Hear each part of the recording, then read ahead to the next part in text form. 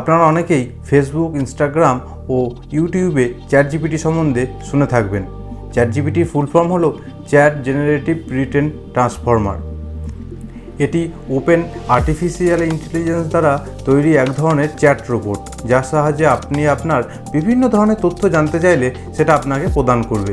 যেমন ধরুন, আপনি একটা বায়োগ্রাফি চাইছেন গ্যালিলিও সম্বন্ধে, বা আপনি কোনো ওয়েবসাইটের জন্য কন্টেন্ট লিখতে বললেন।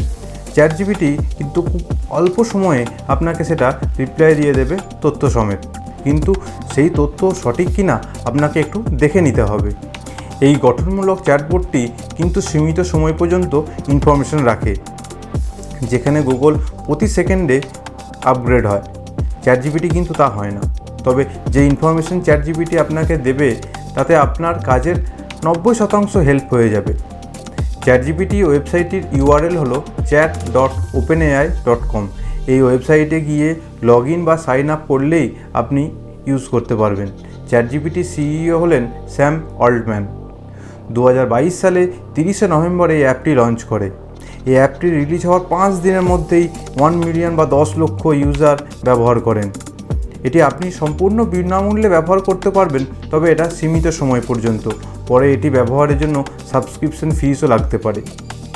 চ্যাটজিপিটি এর আগেও আরও একটা ওপেন এআই সাড়া ফেলেছিল, যার নাম ছিল ডালি।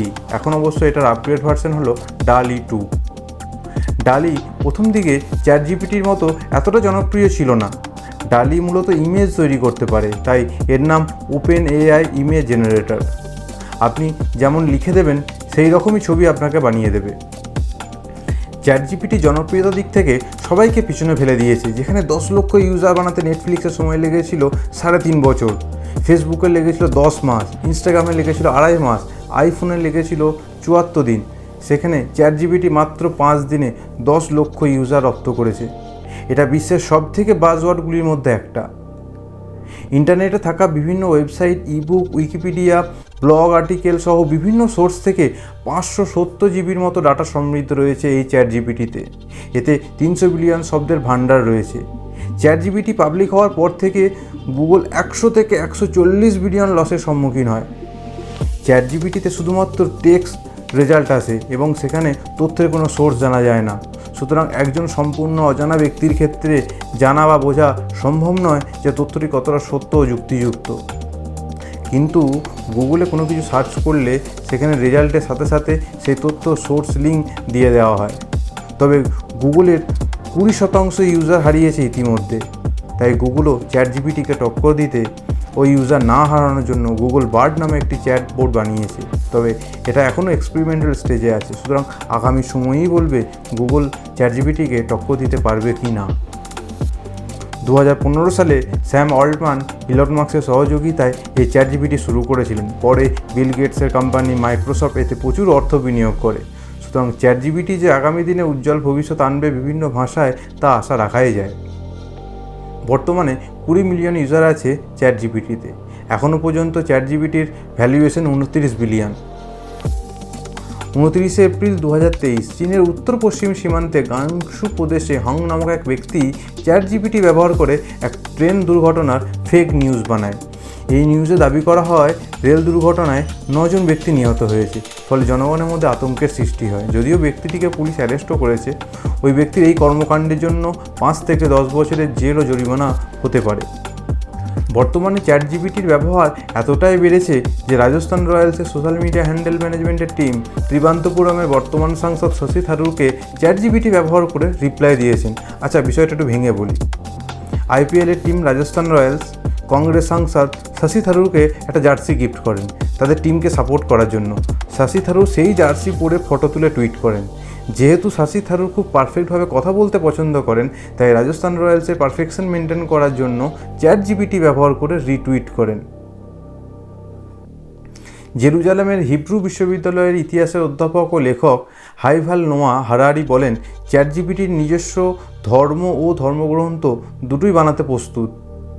এই এআই বোর্ড মানুষের এগেনস্টে গিয়ে ষড়যন্ত্র করে মানুষকে হত্যাও করতে পারে। জিওফ্রে হিন্টন, যাকে তার কাজের জন্য এআই এর গডফাদার বলা হয়, এর জন্য তিনি 2018 সালে টিউটর অ্যাওয়ার্ড পেয়েছেন। তিনি এআই নিয়ে এতটাই শঙ্কিত যে তিনি মানুষকে সতর্ক করার জন্য গুগলে কাজ ছেড়ে দেন। যাতে তিনি দ্য নিউ ইয়র্ক টাইমসের সাথে খোলামেলা কথা বলতে পারেন।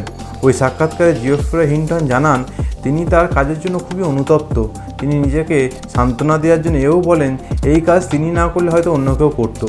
জিওফ্রে এআই প্রযুক্তিকে জলবায়ু পরিবর্তনের চেয়েও বেশি বড় ঝুঁকি বলেছেন। তিনি এও বলেছেন জলবায়ু পরিবর্তন বিশাল বড় ঝুঁকি হলেও এআই প্রযুক্তি তার থেকেও বেশি বড় ঝুঁকি। কানাডিয়ান একজন অভিনেতা সেন ভন কলুচি, যিনি বিটিএস তারকা জিমিনির মতো দেখতে হওয়ার জন্য 12টি প্লাস্টিক সার্জারি করিয়েছিলেন, যার জন্য মোট তিনি $2,20,000 খরচ করেন। গত 23 এপ্রিল 2023-এ আরও একটি সার্জারি করতে গিয়ে তার মৃত্যু হয়, কিন্তু বর্তমানে বিভিন্ন সোশ্যাল মিডিয়ার পেজগুলিতে তার ছবি ঘোরাফেরা করছিল। পরে জানা যায় সেই ছবি এআই দ্বারা বানানো। তাই বলবো আর্টিফিশিয়াল ইন্টেলিজেন্সের যুগে কোনো খবর বিশ্বাস করার আগে একটু যাচাই বাছাই করে নেওয়া ভালো। চ্যাটজিপিটি তার ইউজারের পার্সোনাল ডাটা কতটা গোপনীয়তা বজায় রাখবে এই নিয়ে একটা প্রশ্ন থেকেই যায়। ইতালির সরকারের মতে চ্যাটজিপিটি তার ইউজারের তথ্য সংগ্রহ করে। এছাড়াও এই এআই টুলস তার ইউজারের ন্যূনতম বয়স যাচাই করার অপশনও রাখেনি, ফলে ইয়াং জেনারেশনকে ভুলভাল তথ্য দিয়ে ভুল পথে পরিচালিত করতে পারে। পশ্চিম ইউরোপীয় দেশগুলির মধ্যে ইতালি প্রথম দেশ যে দেশ চ্যাটজিপিটিকে নিষিদ্ধ করেছে। তবে ইতালির একমাত্র দেশ নয় যে চ্যাটজিপিটিকে নিষিদ্ধ করেছে। এছাড়াও রাশিয়া, চীন, ইরান, উত্তর কোরিয়া, কিউবা, সিরিয়া চ্যাটজিপিটিকে নিষিদ্ধ করেছে। তবে চ্যাটজিপিটি যেভাবে দিন দিন আপগ্রেডেশন আনছে, তাতে কতদিন এই সমস্ত দেশগুলি ব্যান রাখতে পারবে তা সময়ই বলবে। বর্তমানে চ্যাটজিপিটি 3 আপগ্রেড ভার্সন এসেছে, চ্যাটজিপিটি 4। দিন দিন আপগ্রেডেশনের সাথে সাথে মানুষকে আরও বেশি আকৃষ্ট করছে এই চ্যাটজিপিটি 4। শুধু টেক্সট নয়, এবার ছবি দেখেও অ্যানালাইজ করতে পারবে এই চ্যাটজিপিটির নিউ ভার্সন। আপাতত পেড মেম্বার্সরা এই চ্যাটজিপিটি 4 ব্যবহার করতে পারবেন। ভবিষ্যতে আশঙ্কা করা হচ্ছে বহু মানুষের চাকরি থাকবে না এই চ্যাটজিপিটি বা এআই প্রযুক্তির জন্য। সমগ্র বিশ্বে 14 মিলিয়ন মানুষ আগামী 5 বছরে কাজ হারাবে বলে মনে করেন ওয়ার্ল্ড ইকোনমিক্স ফোরাম। ফিলিপাইনের ওয়ার্কার্সরা তাদের কাজ হারানোর ভয়ে প্রোটেস্টও করেছেন। ঠিক একই রকম ঘটনা ঘটেছিল 1980 সালে, যখন কম্পিউটারকে প্রথম আনা হয়েছিল অফিসের কাজের জন্য। সেই সময়েও মানুষের মনে কাজ হারাবার শঙ্কা তৈরি হয়েছিল। তবে এই এআই প্রযুক্তি এলে নতুন জবের ওপেনিং আসবে না তা নয়, কারণ চ্যাটজিপিটি কোম্পানিতে 1 বছর আগে এমপ্লয়ি ছিল মাত্র 100 জন, এখন তা বেড়ে হয়েছে 200 জন। ফার্স্ট পোস্টের রিপোর্ট অনুসারে যেখানে 69% জব তৈরি হবে, সেখানে 83% জব ছাঁটাই হবে। পৃথিবীবাসী কীভাবে এই সমস্যার সম্মুখীন হবে তা সময়ের হাতে। কেননা যদি বিশ্বের 10 থেকে 20% মানুষের হাতে টাকা থাকে এবং 80 থেকে 90% মানুষ বেরোজগার হয়, তাহলে এআই প্রযুক্তি দ্বারা বানানো ট্যুরিস্ট প্লেস কারা ঘুরতে যাবে, আর কারাই বা জিনিসপত্রের লেনদেন করে ওয়ার্ল্ড ইকোনমিক্স ঠিক রাখবে? এমনটা হলে প্রতিটি দেশেই ব্যাপক হারে ক্ষতিগ্রস্ত হবে। সুতরাং আগামী সময়ই বলবে সমগ্র বিশ্বকে মানবজাতি পরিচালনা করবে নাকি এই এআই প্রযুক্তি মানবজাতিকে পরিচালনা করবে। আমি মির্জা শাকির হোসেন, আপনারা দেখছিলেন MG ওয়ার্ল্ড ভিউ। ধন্যবাদ।